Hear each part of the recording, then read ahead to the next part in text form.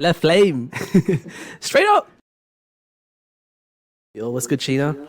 What's good, man? As you can hear, got a we've got a celebrity today. We've got a celebrity in our midst. Nah, I'm talking to a celebrity. We got Tejas Srinivas on the ABCD podcast. Yeah, he's introducing me today.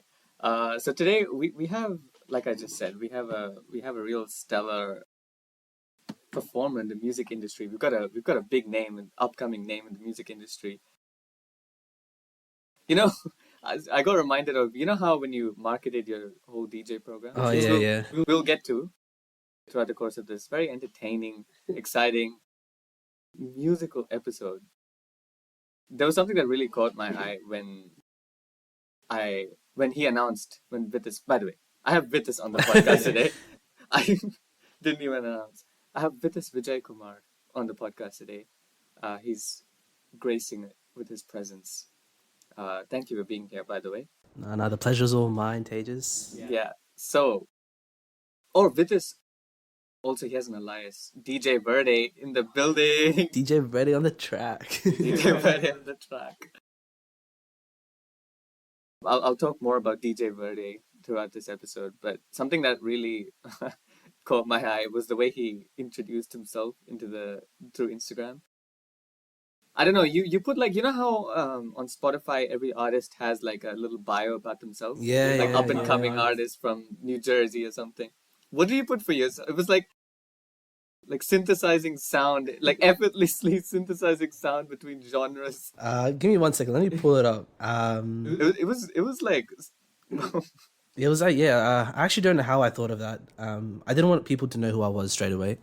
So I wanted to sort of build a following on the account before I told people that I knew, so that people actually start following it because it already has followers on it.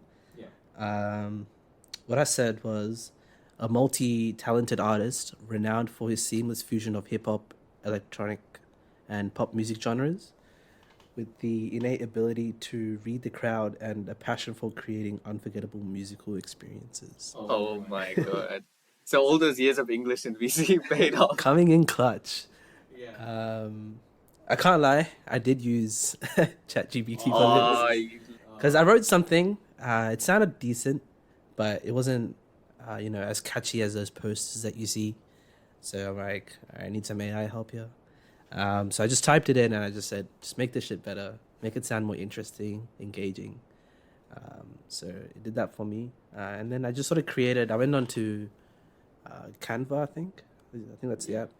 And I basically just created a poster for my DJing thing. So it just had my name, my account. And I basically promoted it to people saying, this is my friend's DJ account. He's started DJing and he just wants to sort of promote his DJ page, and just sent it out to everyone saying that it was my friend's and not mine. And if people did ask who it was, I'll just say it was someone from uni, so that they wouldn't actually, dig deeper into who it was and stuff. Yeah. But yeah, I think at some point, over 100 people had it on their stories. Yeah, it was really good. Yeah, so even people started DMing me about it, thinking I would know who it was, because I had it up on my story as well, so that people didn't think it was me, so that they thought I was also just promoting it as well. But yeah, it got some attention. I think we're closing up on, before my DJ performance, I was closing up on 200 followers. So that was pretty decent, considering I only started promoting the page. I think I started promoting it before, but I didn't let people know who it was till I think a week before the concert. And then people obviously that knew who I was started following me as well. But yeah, it was like similar to an album rollout. So yeah, I think that's what sort of inspired me to sort of, make a poster and then sort of drop the... Use your knowledge of the music industry to make this. Yeah, so no, I remember the way you described yourself was eye-catching. I was like, did he hire someone that writes those Spotify bios? And then, we gave it a follow, went to his amazing first set. It was really cool.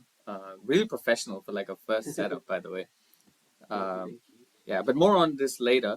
First of all, how did we meet? How did we come to be friends? Through Brentwood. Yeah, of course, through Brentwood. I believe it was in year 10, I think. I think... Year 10 or year I think it was. Oh, actually, were you friends with Jack Pierce? Yeah. Yeah. So this was year 9 then. Yeah. So I was friends with Jack Pierce. It was in a couple of my classes, and I think I got introduced to you, and I think Sujul was good friends with him. I think.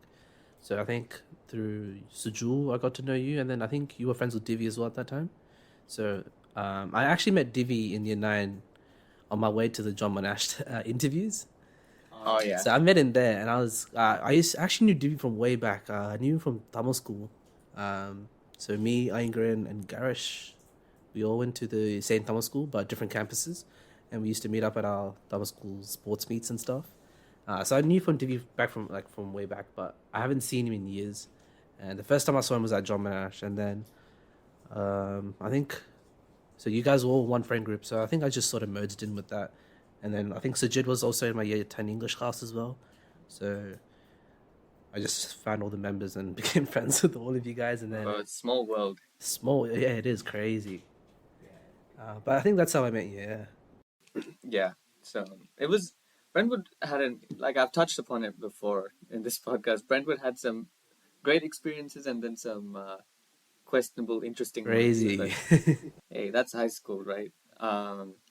What else? VCE, lockdown. VC lockdown was crazy. Um, I feel like kids nowadays, they don't seem as stressed about VC compared to when I was stressed and when I was in year 12. I've got a sister, she's in year 12 right now. I see her going to parties, She's just chilling. She doesn't seem stressed till like 2 days before the exact. I don't know if this is because she's smarter than me or she just doesn't give two shits. Is it just me?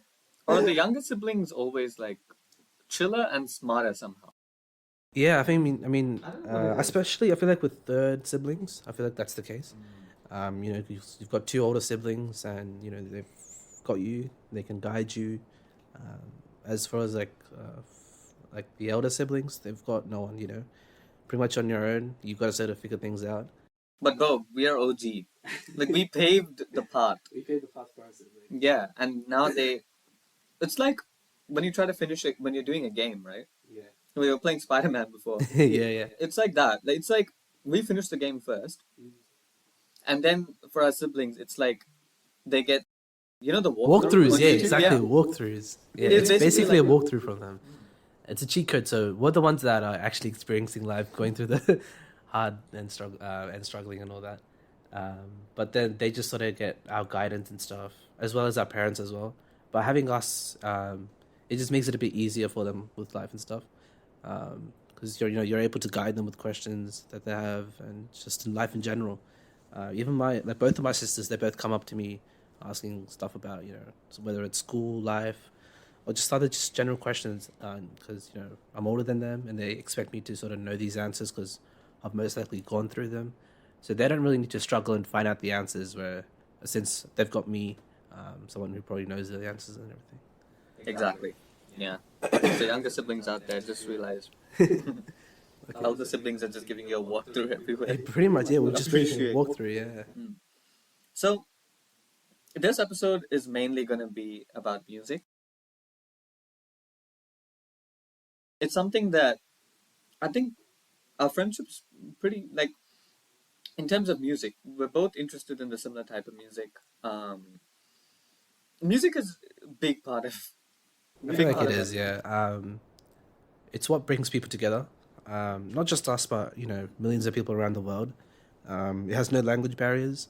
I mean, even though music is in different languages, music itself is a language itself, and it's a language that everyone knows.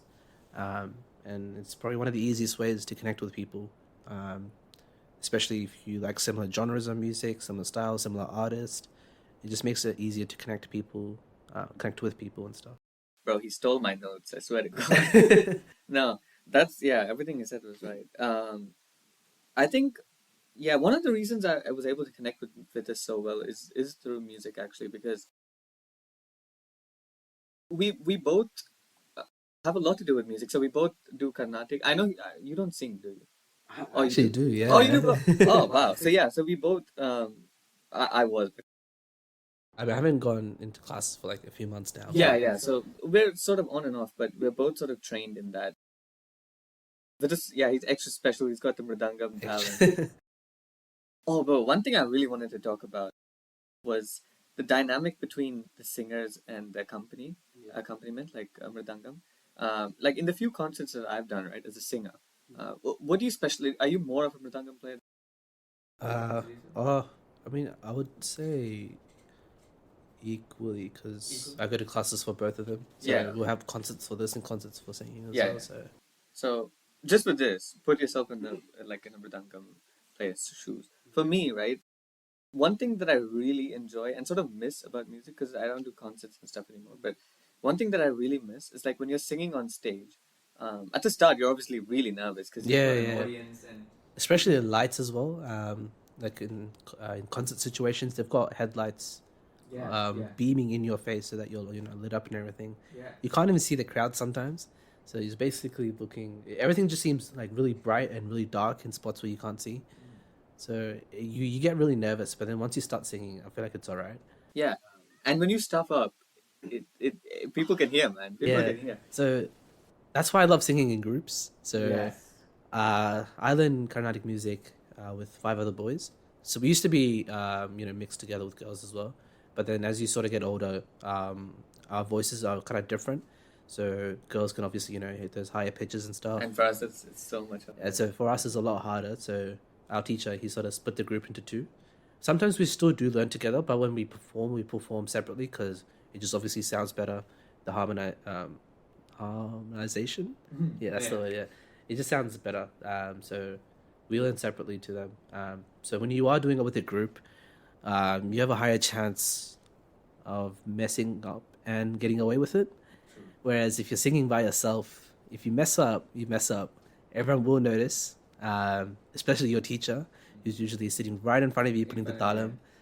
And the problem with singing alone as well is that when you're singing and you mess up, you're throwing off the accompaniments as well because they're playing according to what you're singing. Yeah, that's true. So Yeah, it's like you're messing up for a lot of people. yeah, that's true. Yeah, so usually the mridangam player usually looks at your talam, so he's playing to your beats, and so if you stop your talam or stop singing, he's gonna be confused. He's gonna be like, did he forget or did I forget the mridangam? As a mridangam player, I'll be like, oh, did I miscount the beats, or am I messing up?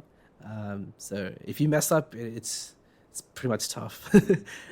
But usually when I do Carnatic singing, mridangam players are pretty skilled. So they'll just sort of play something lightly, and then when you start singing again, it will just continue from there on. So yeah, what I wanted to say was the dynamic between singer and mridangam player is really beautiful in a way because I remember while singing, right? Sometimes when you sing like a really good passage, when you have like a really good passage of play, and then your mridangam player like accompanies it really well with a good tune. Like you share like eye contact, and then just have like a like appreciation to each other. Yeah. It's that moment is like It's so nice. So I've noticed sometimes mridangam players, when you're singing a beautiful part of the song or you're doing a run or something, sometimes they won't play mridangam so that your vocals stand out of the song, and they'll know that. So they'll keep an eye out for that, and they'll sometimes not play anything, and so you just hear your voice on its own, and like it just stands out. And then the mridangam plays it faster when you need to play it faster, and I feel like singing by itself is nice, but when accompanied with mridangam, it's something else. It's totally out of this world. it's so good. And we're not even talking about violin here. Like violin's amazing. Oh, violin players are crazy. It's so good. But yeah, it's just like the connection between the instruments and the singing is so real. It's really good. So that's a part of the culture that we share. And then from that to like completely different culture. What do you think about Utopia? Sir. Yeah. So okay.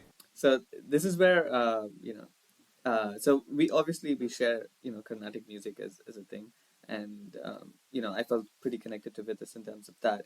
But then I remember another time when we were starting to build our friendship was when I think it was like a Spotify Wrapped for I don't Oh, think, yeah. I don't think it was this year. It Oh, I think might it have been was. the year before. I think it was the year before. I still have it. I think Yeah, but we had a 98% match. Do you know how insane that that's is? crazy. Yeah, Yeah, for Spotify, 98% taste match. That's like the best you can. that's pretty high. Like I've never got a I've never got a 98% mark on my any of Yeah, my but exams. 98%. And that's when I was like, okay, this guy has good music taste. And there's nothing better in a friendship when you're like, okay, this guy has good music taste. Exactly, yeah. So like you can vibe to music together, especially like now, like when I'm driving in the car with the Yushi, Yeah. our music tastes are pretty different. So one thing that we share is like maybe some Hindi music, some Tamil music, and some pop music. Yeah. But apart from that, I listen to like a wide variety of genres, and it's kind of hard for Yushi to listen to them because she's not really into that. And then there's me who's really into that, and then sometimes there's music genres that she likes that I'm not into. So when we're driving the car, it's usually like her favorite song, my favorite song. I mean, we'll just sort of alternate. See, does Uh, she allow you to be the DJ in the car? That's the real question. I'm the DJ She's everywhere. laughing. She's saying no. She does. She'll play songs, and then sometimes she might get annoyed. She's like, "No, you play. You play the music." But usually it's fine because usually Hindi music is usually a blend of like pop music, rap music. Like it has elements of those, and also like Carnatic music as well, which I sort of like. I mean, I don't know if Bollywood music does have Carnatic, right? Yeah, some yeah, like elements out of it at least. So I enjoy listening to that. So it's not too much of a problem. But yeah, especially with the boys, we all have very similar music tastes. So Yeah, bro. The boys, the lads. We have a very we have an authentic music taste. Yeah, so that's another part. We listen to Carnatic music and we listen to Indian music, but at the same time, we also have interest in like hip hop, R&B. That's the sort of thing we listen to. So in terms of that's what I mostly listen to as well. yeah, hip hop, R&B. And I've also sort of delved recently into Afro beats and Oh, stuff. Afro beats, Yeah. yes, please. This is influenced, by the way. Afro beats, UK drill, UK rap, UK like I don't know what you call it, like UK. I guess UK R&B as well. Like Oh this. yeah, I know what you mean. Yeah, Yeah.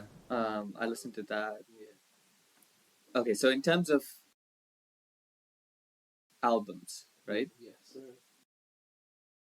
Since so Vitis is planning to release a music YouTube channel of his own about album rollouts and album reactions and stuff.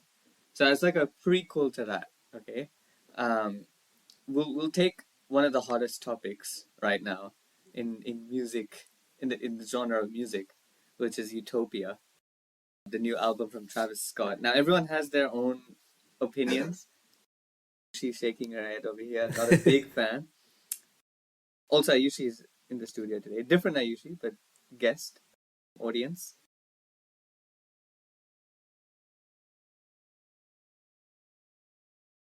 Yeah, so this is what happens when you record in a public place.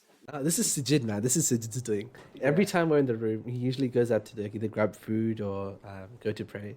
He always leaves the door like 5 millimeters open. Oh, you guys just noticed. It was open this whole time. I had no idea because we're usually in this room or the room next to us, and he always leaves it open. I don't know if it's on purpose or maybe he just bangs and opens again.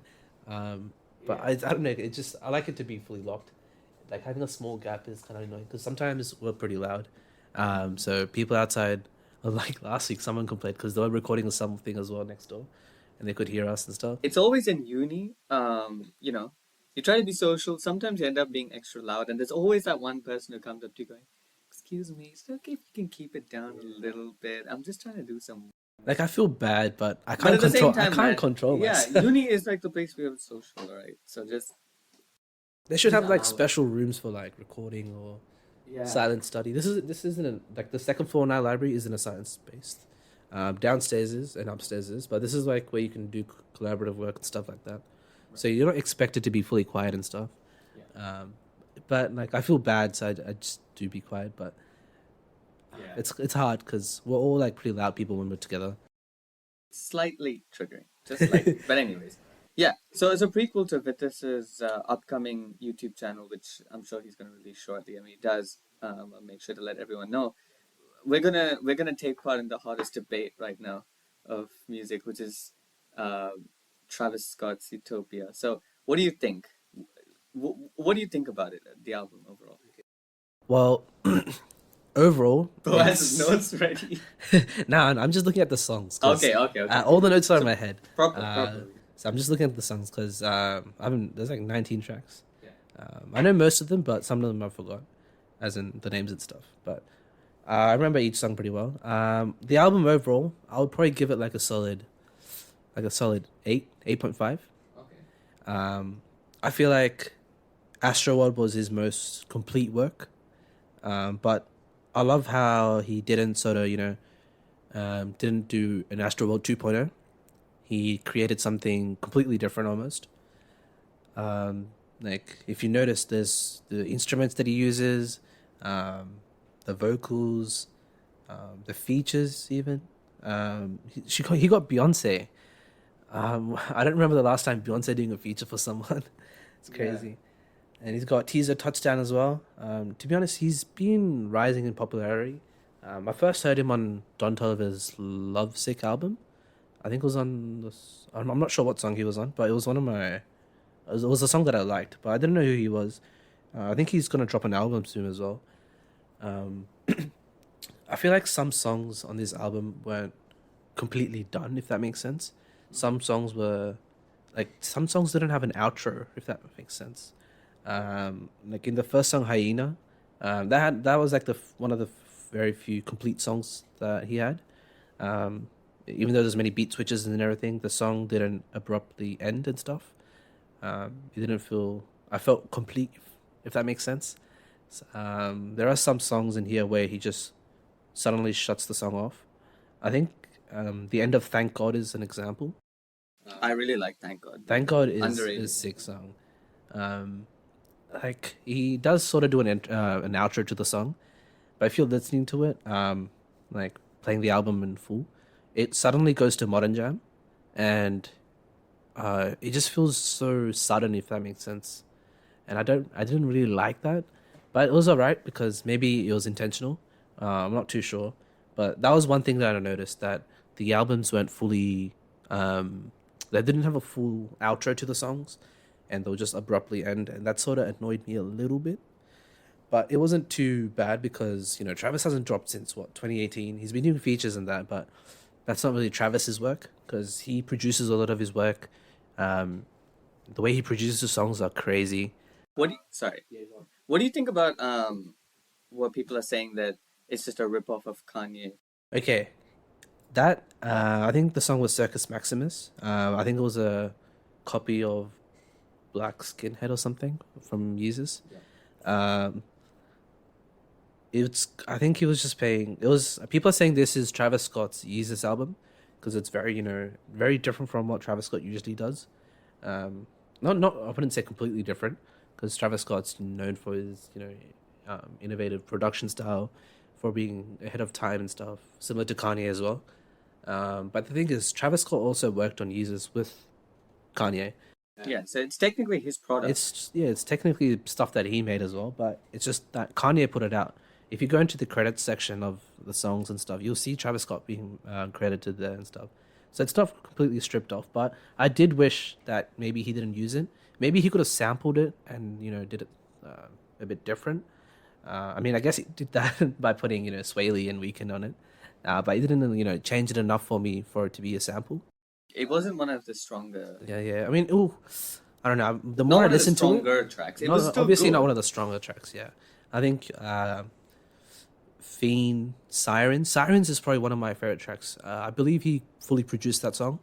I think it was a Brazilian funk inspired track. It was crazy because that's what's hot right now. So he knows what's happening. But it was Brazilian funk, but it was in Travis Scott's way, and it just I don't know. I love that song. It's sick.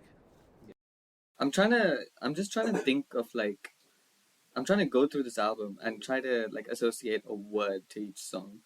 So for Hyena, I'd probably say eccentric because of the beat. Yeah. Thank God is I feel like I'm gonna say melodious or floating too much because a lot of the songs are similar. Oh yeah, because that's what, it's all of his songs. If I were to put it into a genre, I would probably say psychedelic rock. Okay, that's interesting. Because psychedelic, definitely. Yeah, psychedelic. Yeah, but I feel like this album is more, it's very drum driven.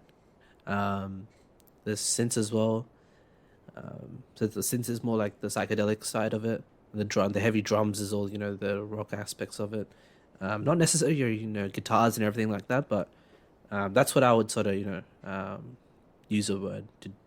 Uh, that's what I would sort of use to describe the whole album. Fair enough. So for me, yeah, so I had this conversation with this before, comparing this to Astroworld, and he was kind of like, yeah, he wasn't sure about my choice because I was like, Utopia or Astroworld. For me, I didn't personally enjoy Astroworld as much as Utopia. Fair enough, yeah. So I'll tell you why. Utopia. I'm curious to know as well because I don't know because this album should have won a Grammy back in 2018. Yeah. Okay. So the reason Astroworld's good, solid album. I give it like probably like a 7. 7? Yeah. Okay, Only maybe a 6.5 actually. What, you go lower? Okay, look, it's a solid album. I'll go to it now. I'm just trying to remember everything from Astroworld. It was a good album, but I just don't. I felt like a lot of songs were similar to each other. Like Stargazing, No Bystanders. Those were all sort of similar. And I felt like I listened to Astroworld again because it's been a while. Once Utopia dropped, I listened to Astro again. And I don't know, like none of the surprise features hit as much. None of the songs gave me like either like a really, like really headbanging music, like amazing beat. Nothing. Other than like Sicko Mode. At the time, which was insane. Yeah, and obviously. It was crazy. Meltdown can never compare to Sicko Mode. They tried, but it can't. Yeah, that's what I don't like about that track. Yeah. He basically used the Sicko Mode formula for Meltdown. Even like during the second half, similar to Sicko Mode, it has a sped up, trap beat to it. And I almost felt like I was sort of humming, Sicko Mode, like the Drake's verse, where he says, "Cut the lights through the." Oh no, that's the wrong lyric. I could basically, hum Sicko Mode over Meltdown during the second half of this of the song, and I just don't like how he sort of try to recreate that instead of creating something completely new.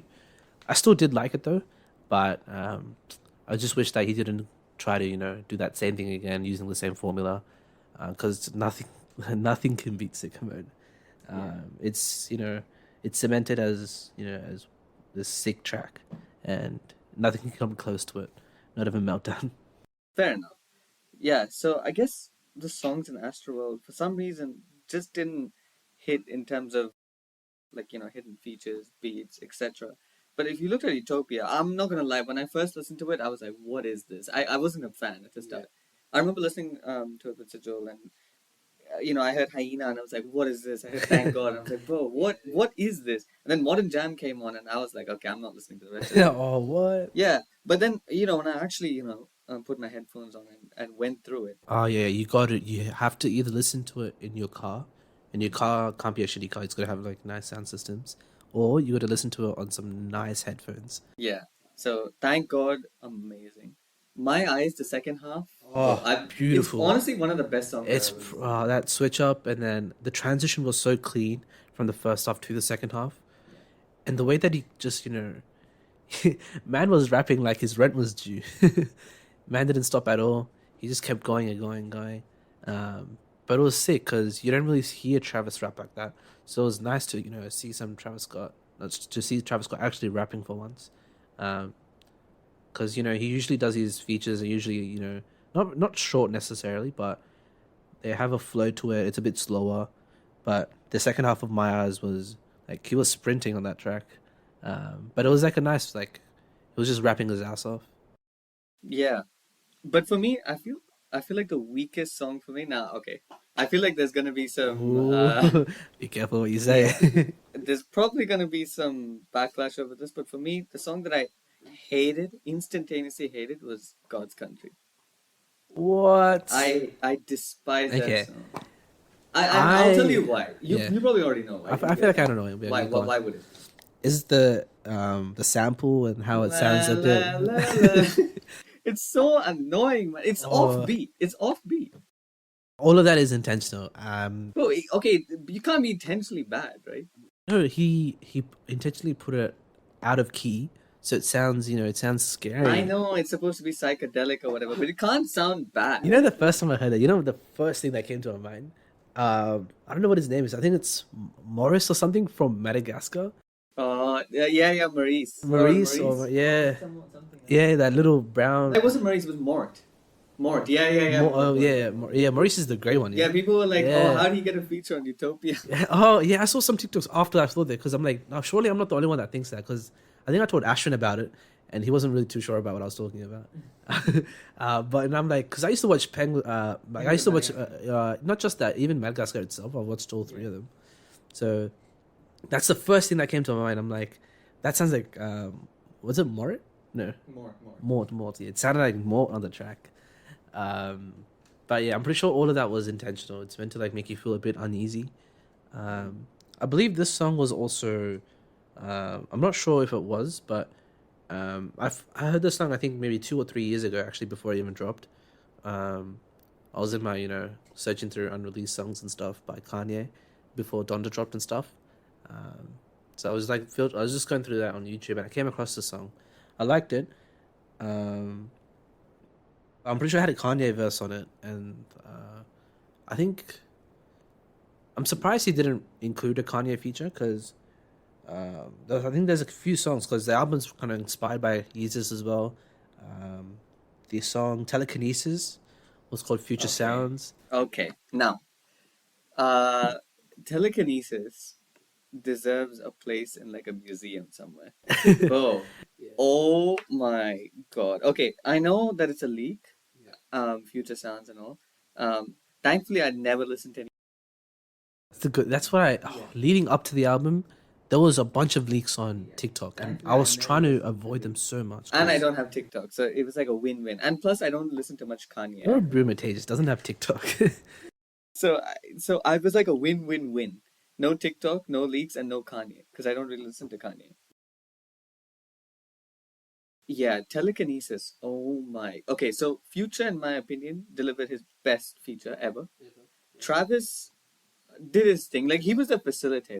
He was like the one He joining was everyone He together. was facilitating it. And then SZA. Oh my God. Talking about SZA. I know you're going to talk about the mix. Bro, alright? oh. Bro, okay, listen. It's not that bad. It's not as bad as the God's Country.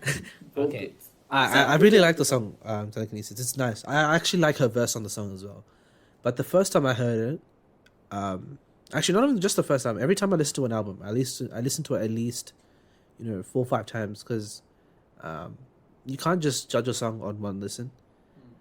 Because to be honest, some of these songs, like especially Hyena, I was like, what the fuck is this song when I first heard it? Because it's got this weird vocal sample at the start. Like the drums were kind of like something that I wasn't used to. But then the more listens I give to it, the more listens I gave to it, the more I liked it. Because I'm sure they've listened to it a bunch of times and they know that it sounds good and that's why they dropped it. But her verse was nice. It's just that the mixing was so like off. Like she comes in so loud. I feel like they just like. You think maybe that was on purpose?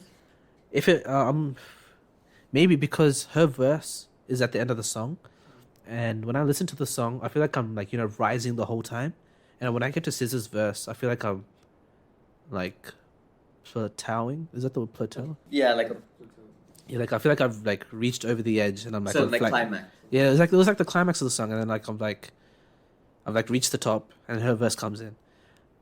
So I feel like I'm like flying, I'm like in the air, levitating, but it's just that it's a bit too loud. I know. It's a bit too loud. I know like the mix is a little off, but I don't know, like. But that can ruin a song, like. I know it can ruin a song, but for me, I wasn't really focusing on the mix. I was just listening. I wasn't like looking at the mixing or something. It's just like something that my ears picked up. Like she just comes in a bit too loud for me. But maybe it was intentional. Maybe it was like like it's meant to waken you up. Like it's meant to like be loud. Maybe we're giving him too much credit. but maybe whatever it is, just the flow, the lyrics, the power, the energy. Oh my! I just feel like I'm on LSD when I'm on that song. Just for this song, I went on YouTube and listened to reviews from Sean C, Fantano, and all of that. And I hate Fantano. Okay, look, yeah, I'm not a big fan of him, but I just watch his reviews to see what he says. Like, yeah, so do I. Yeah, so because I want to see like how low he rates an album. So I'm still waiting for the Utopia one. Oh, it's out. Oh, is it out? Oh wait, oh yeah, it should be out. I'm pretty sure it's out. How much did he give it? Oh, bro, he gave it like a 7, I think. 7. Yeah. Did you also see the thing where Pitchfork gave it a 6.5 and they gave more to Peppa Pig? Peppa Pig. But yeah, nah, that's crazy, man. Lower than Peppa Pig. Yeah. So, I mean, I wouldn't know. That's crazy, I man. don't Why think would I you trust like? that. How is a Peppa Pig soundtrack better than Travis Scott's Utopia? Maybe That's it just crazy, appeals man. to its target audience better. Just I don't know. because their kids watch Peppa Pig doesn't mean it's a good album. Like, okay, I love Peppa Pig. You can't go. To be honest, I didn't even know Peppa Pig had a soundtrack. I thought it was just the intro track, like. Dun, dun, dun, dun, dun, dun, dun, dun. Hi, I'm Peppa Pig. I thought that was the only track in the song in the whole TV show. Yeah. They have a whole ass album. I don't even know what the songs are on the album. Yeah, so I watched the reviews for Telekinesis, or I was watching people react to it live, and everyone had the same reaction. They were just like speechless because everything, the whole track just flowed together so well. And do you know Young Dabo? Oh, I've heard of Yeah, it. I'll show you. I'll show you a picture of him. You'll know who it is. This guy. Oh yeah, yeah. Oh, this is the guy that started crying. Yeah. Yeah, bro. Watch his Oh, review. man, that's right. He cries. He literally Does he stand up and does his? No, no, no. He just sits there and listens to Oh, it. okay, yeah. He literally started crying at this, like when I the saw, beat dropped. yeah, I saw, yeah. He literally started crying. So it was amazing. Overall, the whole album just. I feel like I can only cry to a song if it has meaning and something that I can connect to. I don't feel like technically this was worth crying to, but Yeah, look. I mean, everyone has different reactions to music. I wouldn't cry to a song personally. yeah, fair Not enough. not a hip hop song. Yeah, exactly. Or, Yeah. Not really an English. But I definitely get goosebumps. Yeah, for sure, for sure. Okay, so Utopia, final score. What would you give it? Uh, an 8. 8? Yeah, probably an 8. Yeah. I'd say 8. Yeah, it's not. I would give it a 9. But it's just there's just bits and pieces here and there. I wish like the album wasn't like. I wish he didn't use like. I wish the whole album was completely new. Like had no leaks, or like songs that were already out and stuff like that. Like like Telekinesis and what was the other one? Circus Maximus, the one that's a rip off of Black Skinhead. But it was nice. I still liked it. I just wish it was completely new. It's like no tracks that have been leaked, or heavily influenced by Yeezus. Like it's fine to have elements of Yeezus in there, but not to a point where like you can identify a song because like the beat is like exactly the same, right? So I didn't like that aspect, but yeah, that's why I would sort of give it an 8. Like I love the album, but just like things here and there that I wish that he didn't do or could have done. Fair enough. Okay, so we ended up talking a lot about Utopia. I also wanted to. The main part of this was going to be talking about with his DJ career, but we're going to get to it now. So, you marketed yourself as DJ Verde. The way he said it, the way the guy announced his name in the Yeah. he went like DJ Verde or something. He like said that. it was like with an accent. With an accent, Yeah. I mean, to be honest, it is. Verde means green in Spanish, so maybe he knew, and that's why he said it like that. So I was gonna ask you like, why do you name yourself Verde? But I guess is that why? Uh, no. So I just wanted something that started with a V, honestly. Yeah, yeah. So I was looking for words. So my first option, I had a couple of options, but the last two that I came to was Verdansk. Verdansk, like the Dave song. Yeah, like the Dave song, like the Modern Warfare map. So it was that, because it just sounds cool. It looks unique as well. Like it doesn't like the order of the letters looks kind of unique. Or it's gonna be Verde, nice and short, very memorable. I wanted a name that's that stood out, easily identifiable. So I ended up going with DJ Verde. It means green. I don't really care about it too much. I was like, should I dress up as green and perform my set and stuff?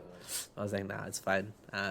But yeah, it means green. I only chose it because everyone preferred it over Verdansk. And Verdansk isn't, a common name. It's kind of hard to pronounce as well. So I just went with Verde. Yeah. Why DJing? Like, how How did you suddenly get it? For us, it was kind of sudden. Like, I mean, you've always been inclined to music, but like, I don't know. For some reason, I just didn't expect DJing. So how did that come to you? Um, so last year I think I started like low key producing music, not fully, but just trying to make some beats and stuff like that. Just try and explore different aspects of music. So obviously, I do Carnatic music, I listen to music and all that.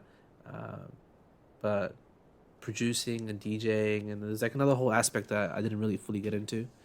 Um, I low key did start making music during lockdown, but it wasn't We have like, some infamous rap sessions, oh rap yeah, songs that we've created, which definitely they will during never see the light of day. that would I couldn't stay buried, but Hey, but one day, once one day maybe, yeah, once DJ Verde becomes famous, he could drop like that's what people will try to be leaking your Bro, stuff. people imagine in 10, 20 years in time, people start digging through our stuff, hacking into our Discord. We had a Discord server just for music and our album reviews, album listening. We dropped our first rap song on the last day of school. Yeah. um, but yeah, so I low-key wanted to get into producing music. So 100,000 subs on the podcast, and we'll drop that song again. Real drop. 100,000, I'll drop the song and a Tages feature too. But yeah, so and then uni started, and then uni events sort of happened, and I was saw the DJs there, and I sort of got interested by the end of the year, and I was thinking about buying a DJ deck during December during Boxing Day and stuff like that, so I can sort of get started, and then that went away as well, and then uh, I got busy and I sort of forgot about it, and then I thought about it again. It came back to me again. It was always in the back of my head. My TikTok slowly started becoming all DJ related and stuff. Because once you like a video, you get more videos based on that. So I had a phase where it was just sort of more DJ videos, and then randomly, I don't know where it was. I think it was because I was searching up DJ stuff. I literally got it was like an ad. I think it was on Facebook. I think, and it was like for this contest, where a bunch of, I think, 100 beginner DJs, you sort of battle it out, and the winner gets to perform overseas at a proper festival and everything. So the thing that sort of got me into DJing was probably me trying to venture out into different aspects of music, and I think seeing DJs at uni events and stuff like that, and also like just DJs international, like people internationally as well. I know a few people in like UK and Canada and stuff that are doing DJ events and stuff like that, and are DJs, and it's just kind of cool to hear mashups and stuff like that, because it's kind of cool to hear another song on top of another song, and how it fits so seamlessly together. But yeah, that's what sort of got me into this. Yeah, it's really it was really entertaining at his first gig as well. It seemed professional. Like it wasn't like, oh, okay, I'm watching a beginner, starting a DJ career. Like people helping him out. It was just like a genuine It gig. was like a proper event. It was a proper event. Yeah, it was amazing. There's multiple stages, people announcing the DJs on stage, lighting, um, nice speakers and everything, the whole DJ deck. I think there was even like silent disco upstairs as well. Yeah, he played our favorite tracks. He went crazy. He went crazy. Yeah, I'll post some of the videos as like a bit of a hype up video for this. But yeah, it was a really good performance, and yeah, I'm looking forward to seeing you, Loki, in like these, the events, the club events that we have. Yeah. Because it's a pretty small circle, if you Yeah, it start is. Yeah, knowing honestly, people. it is. Yeah. There are DJs, but um, there aren't a huge bunch of them, so it's a pretty vacant, you know, spot, I guess. So I think hopefully we're done when we're done with uni and stuff. So when this semester ends and stuff, I'm hoping to buy a DJ deck before that, and hopefully I can practice a bit more before next year starts. And who knows, you might see me at your Warwick Ball next year. We will see you, bro. We will see Or you. Mixed Ball, or Mixed Ball. Yeah, bro. Mixed Ball was crazy. DJ Verde is gonna be a household name soon enough. That too, and his YouTube channel. I don't know what you're gonna call it in the future, but like music reviews. We're just gonna do some amazing music reviews and album reviews. So yeah, that's pretty much what I wanted to talk about today. That's pretty much what I wanted to say. Is there anything else you want to add? Anyone you want to shout out? Shout out to Travis Scott for finally dropping. Yeah, 5 years in the It was making. nice to hear some new music. Finally, Ashwin, this is for you. You can finally take off the Utopia dropping soon. Oh, on his Buy Discord. on your Discord. He still had it. You know that was like what, end of like he had it since 2021, I believe. Yeah. Crazy till now, and it's 2020. You can finally get rid of it. Utopia has dropped. Also, yeah, shout out to DJ VERDE. Follow him on Instagram. I don't know if you posted much video content of your stuff. Oh, I yet. actually haven't. I need to collect some videos from people because I didn't record. Yeah, so follow that. I'm sure he's gonna post videos soon. And yeah, shout out to the studio audience today. I usually insisted. Playing VERDE while we're having a podcast. They've been very, very helpful. I think Sajid's grinding Spider-Man right now. Yeah. They can't see it, so they don't even show you that. They can see you through the audio, yeah. I'm just doing some work. I got like Yeah. 63. We're all being very productive, yeah. Genuinely thought that there was a camera for him to show the Spider-Man game. Yeah. Man, he just 360 his laptop. He's like, guys, look at me. I'm not playing games. Yeah. So they've announced themselves at the very end.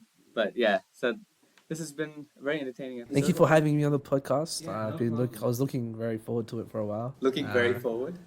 Look, Oh wait, actually, that works. yeah. That kind of works. Yeah. I was looking forward to being on your podcast, but glad I'm finally on. This is like a ending. I don't know who's gonna listen to this because it's very music orientated. Yeah, I mean, there are a lot of people who are interested in music. Oh, but maybe not to the same depth as us. Okay, maybe, yeah. But that's the point. We're trying to get people That's to true, this, yeah. right? As a final comment, you know how you said looking very forward? Yeah. It reminded me to someone in the Karthik Aryan interview where someone was like, "This is a fresh of breath air." Karthik Aryan, you're a fresh of breath air. and this was said twice, just saying. Said twice. Yeah, Karthik Aryan, you're a fresh of breath air.